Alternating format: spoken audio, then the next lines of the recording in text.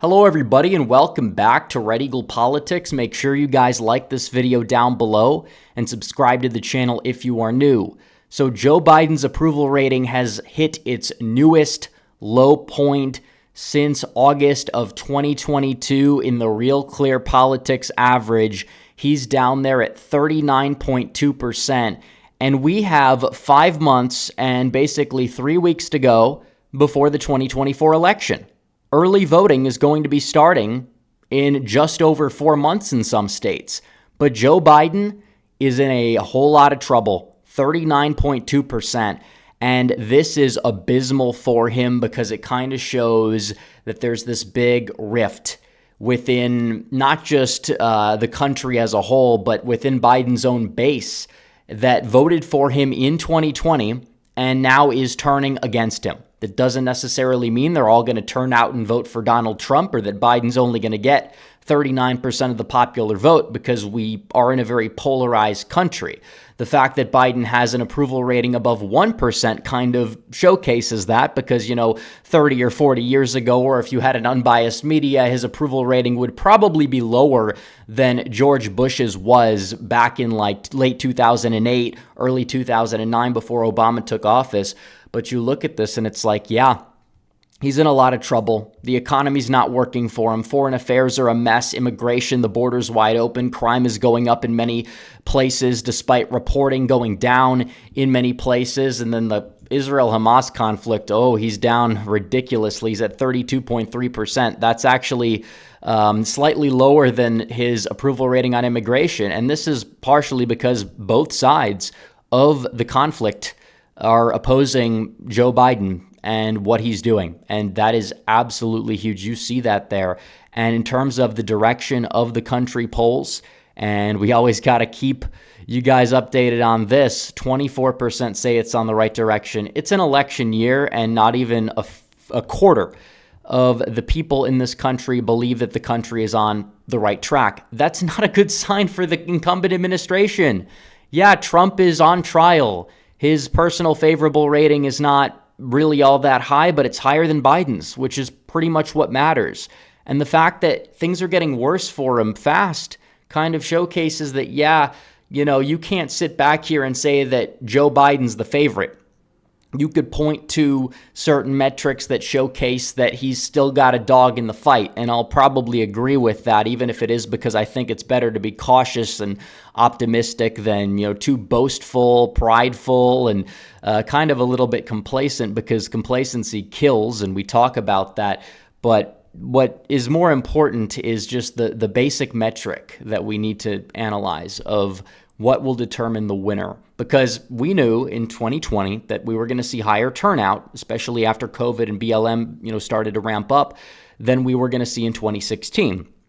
So the question was, would this mean that more people are going to turn out and vote for Trump, as in Trump is adding support? Or is it more people are going to turn out and oppose Trump because of COVID and all these other things that the liberal media was basically broadcasting wall to wall? And you look at polls that show the trust in media that people put in far lower now than it was in 2020. It's actually just as low as it was in 2016, if not lower. And that was the last time that Donald Trump went out there and won. So you're seeing that. And it's just like, there's no justification for claiming Biden's the favorite. And CNN, of all networks, Harry Enton, he was big at 538 back in the day before I think they were bought by ABC. But this is a CNN report that they did.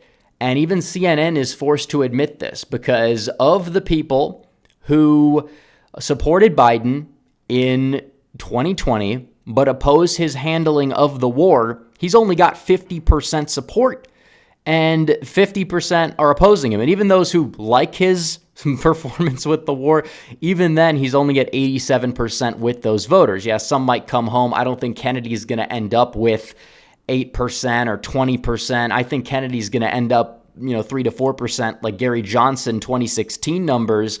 But still, if they're parking their support at Kennedy, a lot of those voters may still come home to Donald Trump. And this goes on and talks about this. And it's like, this is a warning sign. This is a warning sign because it just shows how, Biden's key base, a lot of young voters turned out, these, BLM supporters. Maybe they initially supported Bernie Sanders, but you saw what happened in the summer of 2020. A lot of those voters came on board because, we got to stop Trump, and Biden was pandering to them. Biden this time is, actively is pandering to both sides of the conflict, and it's backfiring among both sides of the conflict, but still 50% support among a big contingency of his own base. That's not a good sign. Trump at 10%, that's like half of the Democrat base is basically in the dislike column. And that was a big key to Biden's victory. And that's the uncommitted group in the primaries, small percentage. But you look at the raw vote totals, and obviously these are people who are willing to get in their car, drive to the polling place just to say no to Biden. And you look at several key states, Michigan, it's over 100,000. Minnesota, it's a significant amount as well. Not really a good sign for Biden. I'm not saying these voters are going to vote for Trump, but a lot of them might stay home. The Kennedy numbers, I don't know if 20% are going to be enthused to turn out for Robert F. Kennedy Jr., obviously, but those are the types of voters that might hate both, stay home, you name it. That's not a good sign for Biden.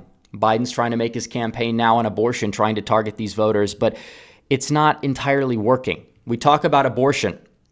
This is an issue that Biden's approval rating is underwater on. We talk about the codification. Biden wants to codify Roe. Trump doesn't want to ban abortion nationally, and neither of those things could happen. You'd never have the votes for either in the Senate to begin with, to the point where it's like, yeah, Biden's going to be in dire straits trying to convince the American public this, trying to gaslight. And when they're doing this, you talk about the Democrats and the groups of people that they're struggling with. Yeah, young voters are, I guess you would say, more open to the Democrat narrative on abortion, but it's not as high of a priority for them as Democrats would like. Even in the midterms, it was only really a high priority in some states where Republicans ran candidates that couldn't message to save their lives, and we're defined on it, but Trump is not able to be defined on the topic the way that these other Republicans are.